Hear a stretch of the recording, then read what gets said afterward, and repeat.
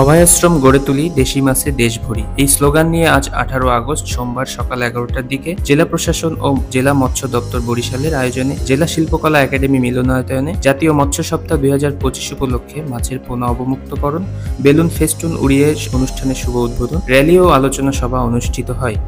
অনুষ্ঠানে প্রধান অতিথি ছিলেন পরিচালক স্থানীয় সরকার বরিশাল বিভাগ খন্দকার আনোয়ার হোসেন, যুগ্ম সচিব।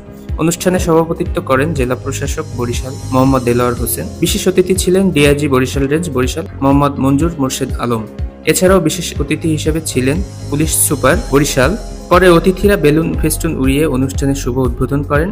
র্যালি শিল্পকলা একাডেমি থেকে শুরু হয়, শিল্পকলা একাডেমিতে গিয়ে শেষ। পরে শিল্পকলা একাডেমি মিলনায়তনে আলোচনা সভা অনুষ্ঠিত হয়। সংক্ষিপ্ত এক আলোচনায় অতিথিরা জাতীয় মৎস্য সপ্তাহের তাৎপর্য তুলে ধরে আলোচনা করেন। পরে বরিশাল জেলায় 10 জন শ্রেষ্ঠ মৎস্য চাষীদের মাঝে ক্রেস্ট বিতরণ করেন প্রধান অতিথি সহ অন্যান্য অতিথিরা।